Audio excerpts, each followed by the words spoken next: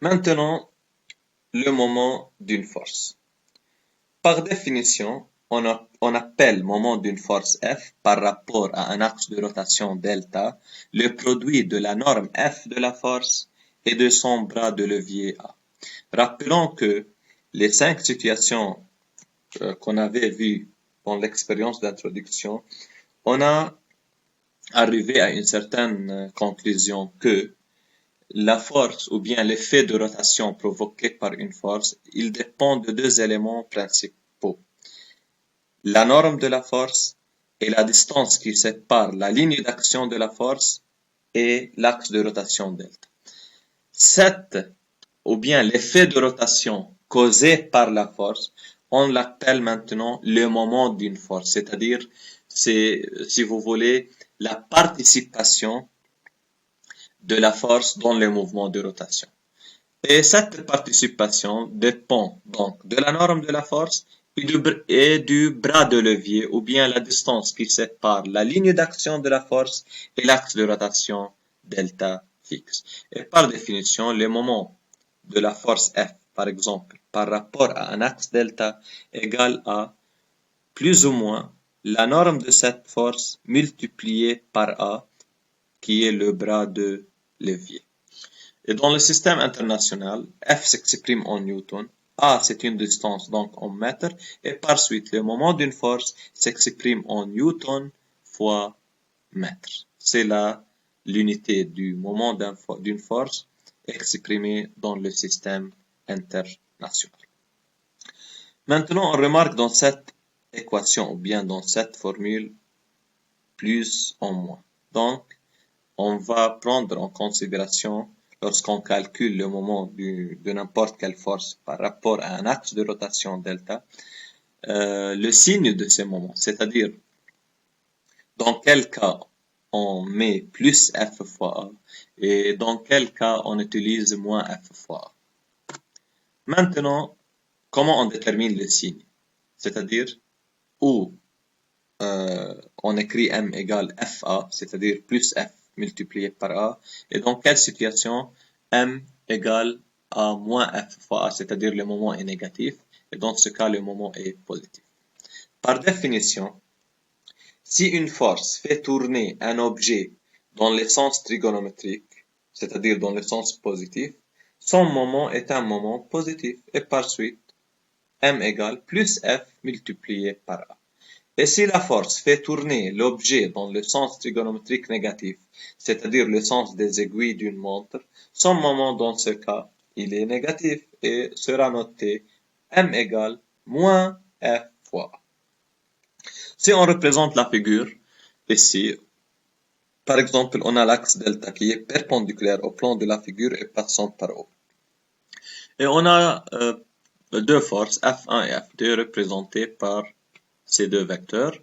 C'est la ligne d'action de la force F1, CA1, le bras de levier, c'est-à-dire la distance qui sépare l'axe et la ligne d'action de la force. Et de même, c'est la ligne d'action de la force F2 et CA2, c'est-à-dire la distance qui sépare l'axe de la ligne d'action de F2. Puisque, si on considère maintenant que F1 agit sur le disque, et on va maintenant négliger la présence de F2. C'est-à-dire, laissons-nous oublier la présence de force F2 et prenons en considération seulement la force F1. C'est-à-dire, imaginez que le disque maintenant subit l'action de F1 seulement et négligez maintenant la présence de F2. On remarque qu'une fois F1 agit sur le disque, F1 tourne dans le sens des aiguilles d'une montre, c'est-à-dire dans le sens négatif.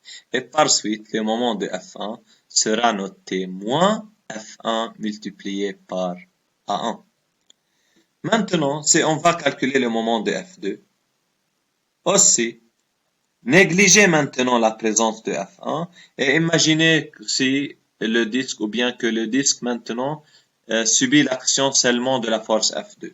Une fois que F2 tire le disque, on remarque que le disque tourne mais dans le sens opposé aux aiguilles d'une montre, c'est-à-dire dans le sens trigonométrique positif. Et par suite, le moment relatif à F2 sera noté par plus F2 multiplié par A2. Remarque très importante que toute force dont sa direction est parallèle à l'axe de rotation, son moment est nul. C'est-à-dire, n'importe quelle force qui est parallèle à l'axe de rotation, c'est-à-dire la ligne d'action de la force et l'axe de rotation sont parallèles, cette force ne peut jamais provoquer la rotation d'un corps ou bien d'un disque par rapport à l'axe fixe considéré. Une deuxième remarque importante, toute force dont la ligne d'action passe par l'axe de rotation a un moment zéro. Pourquoi? Puisque lorsque la force passe ou bien rencontre l'axe de rotation, c'est-à-dire la ligne d'action de la force, coupe l'axe de rotation et par suite, le bras de levier A égale à 0. Et si on va calculer le moment de cette force dans ce cas, on va multiplier sa norme par 0 et par suite, le moment est nul. Donc, si la force rencontre l'axe, ou bien si la ligne d'action d'une force, cette ligne rencontre l'axe, ou bien elle est parallèle à l'axe, dans les deux cas, la force ne participe pas à la rotation, c'est-à-dire son moment est nul. Application. On considère cette figure où il s'agit d'une tige représentée par AC. Cette tige est soumise à l'action de plusieurs forces, par exemple F1 appliqué en A de valeur 5 Newton, F2 appliqué en haut de valeur 3 Newton, F3 appliqué en B de valeur 5 Newton, faisant un angle bêta égal 60 degrés avec la tige AC, et F4 de valeur 15 Newton appliqué en C, aussi faisant un angle alpha égal à 30 degrés par rapport à l'horizontale. Question. Calculer les moments des forces représentées dans la figure A par rapport à un axe perpendiculaire au plan de la figure et passant par O. Et le sens positif de rotation est l'inverse de celui des aiguilles du monde. C'est-à-dire, dans ce cas, le sens positif est le sens trigonométrique positif. Et l'axe de rotation est considéré perpendiculaire au plan de la figure et passant par le point O. Donc, on a à déterminer les moments des quatre forces figurées dans cette figure. Tout d'abord, le moment d'une force égale à plus ou moins la norme de cette force multipliée par le bras de levier ou bien multipliée par la distance qui sépare l'axe de rotation et la ligne d'action de cette force. Commençons tout d'abord par F1. Par définition, le moment de force F1 par rapport à l'axe passant par O. Tout d'abord, si on va déterminer le signe plus ou bien moins, si on néglige la présence des trois forces F2, F3 et F4 et on prend en considération seulement F1, c'est le sens positif qui est opposé aux aiguilles d'une montre, c'est-à-dire c'est le sens trigonométrique qui est pris comme sens positif de rotation. Et l'axe passe perpendiculairement en haut.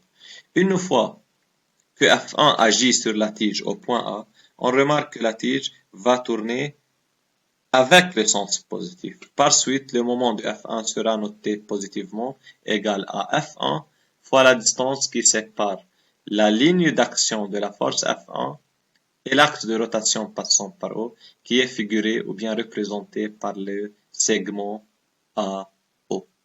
Et comme F égale à 5 Newton, AO égale à 0,1 mètre, finalement, le moment de F1 par rapport à O égale à 0,5 Newton fois mètre. De même, calculons le moment de F2, c'est F2. Maintenant, négligez la présence de F1, F3 et F4 et prenons en considération seulement F2. F2 possède une ligne d'action qui rencontre l'axe. Par suite, le moment de F2 est nul, puisque la distance entre la ligne d'action de F2 et l'axe de rotation égale à 0, par suite le moment égal à 0. Maintenant, passons au F3. De même, on néglige la présence de F2, F1 et F4 et considérons que la tige seulement maintenant subit l'action de F3. Une fois que F3 agit sur la tige, on remarque que F3 va tourner la tige dans le sens positif, c'est-à-dire dans le sens opposé aux aiguilles d'une montre. Donc le moment de F3 sera noté positivement égal à F3 fois la distance A, A3. Mais maintenant, où se trouve la distance qu'on a besoin pour calculer le moment de F3? Nous savons que la distance, ou bien ce qu'on appelle le bras de levier, c'est la distance entre la ligne d'action de la force et l'axe de rotation qui ici passe par O. Donc, sur la figure, c'est la ligne d'action relative à F3 et c'est l'axe de rotation. Par suite, c'est le bras de levier relatif à F3 ou bien qui est désigné par OH3. Et d'après la géométrie de la figure, bêta égale 60, dans le triangle OH3B, ici, cet angle égal à bêta opposé par le sommet. Et OH3 représente le côté opposé à bêta. Donc, si on applique les relations trigonométriques, sinus bêta égale au côté opposé sur l'hypoténuse qui est ici OB. Donc, sinus du 60 égale OH3 divisé par OB. Sinus l'angle bêta égale à 60, OB égale à 15 cm ou bien 0,15 m. Finalement, on détermine OH3 égale à 0,13 m et on remplace cette valeur dans cette équation et on obtient finalement le moment de F3 par rapport à O qui est égal à 0,65 N par mètre. Et de même pour F4, si on considère F4 uniquement agissant sur la tige, une fois que F4 agit sur la tige, on remarque que la tige tourne dans le sens négatif, donc le moment F4 est de signe moins. Au H4, de même manière, on prolonge le vecteur force F4, c'est la ligne d'action relative à F4, et c'est le projeté orthogonal provenant de l'axe sur la ligne d'action, ou bien le bras de levier A4, ou bien représenté ici par OH4. D'après la géométrie de la figure, considérons le triangle OH4C, qui est rectangle en H4. Par suite, on peut appliquer les lignes trigonométriques. OH4, c'est le côté opposé à alpha qui est égal ici à 30 degrés. Aussi, en appliquant la relation sinus, on obtient OH4 égale à 0,175 m. On la remplace dans l'expression du moment avec un signe moins parce que F4, si vous voulez, participe d'une manière, participe négativement au mouvement de rotation. Et finalement, on obtient le moment de F4 par rapport à O égale à moins 2,625 Newton fois mètre. Maintenant, on va passer à un nouveau objectif, ce qu'on appelle moment d'un couple. Donc, moment d'un couple. Deux forces forment un couple. Celles vérifient les conditions suivantes. Les deux forces doivent être non collinéaires, même direction, même intensité, c'est-à-dire même valeur, et de sens contraire. Donc, dans le cas de rotation, lorsqu'on a deux forces, par exemple F1 et F2, F1 et F2 forment un couple si les deux forces sont non collinéaires, même direction, même intensité et sens contraire. Si on observe cette figure, on a deux forces F1 et F2. Il est clair, d'après la représentation de chaque force, que le vecteur F1 est représenté de même longueur que celui de F2. Et par suite, dans ce cas, la valeur de F1 égale à F2. Donc, cette condition, même intensité, est vérifiée. Maintenant, les deux forces possèdent la même direction, c'est-à-dire la ligne d'action de F1 et la ligne d'action de F2 sont parallèles. Donc, cette condition est vérifiée. Aussi, les deux forces ne sont pas collinéaires, c'est-à-dire la ligne d'action de F1 et celle de F2 ne sont pas confondues. Donc, les deux forces ne sont pas collinéaires. Et le sens de F1 est clair qu'il est contraire à celui de F2. Et par suite, ces quatre conditions sont vérifiées dans cette figure, donc on peut dire que F1 et F2 sont ou bien forment un couple. Et on démontre que le moment d'un couple est indépendant de la position de l'axe de rotation qui est perpendiculaire au plan du couple. C'est-à-dire, si on considère que l'axe de rotation, par exemple, passe par O, si on va déterminer le moment du couple F1 et F2, par définition, le moment du couple égale à F fois D, ou bien plus ou moins F fois D, mais si on considère que F1 et F2 tournent le disque ou bien tournent l'objet dans le sens, par exemple, dans le sens positif, qui est maintenant dans cette figure est choisi comme les aiguilles d'une montre. Par exemple, si on choisit le sens de rotation et le même sens que les aiguilles d'une montre, dans ce cas, F1 et F2 tournent l'objet dans le sens des aiguilles d'une montre qui est pris ici comme sens positif. Donc, le moment de couple formé par F1 et F2 égale à F, qui est l'intensité commune, puisqu'elles sont, ou bien puisque les deux forces forment un couple, donc elles ont la même valeur.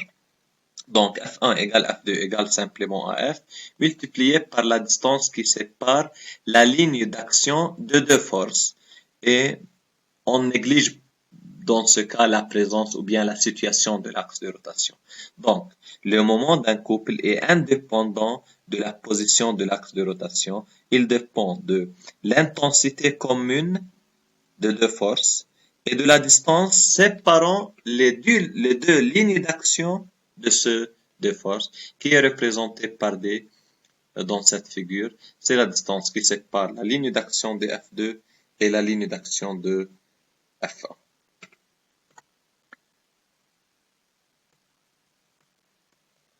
Maintenant, on va passer à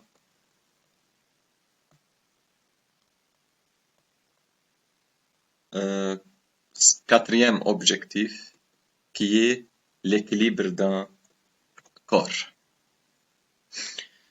Par définition, un corps il est en équilibre total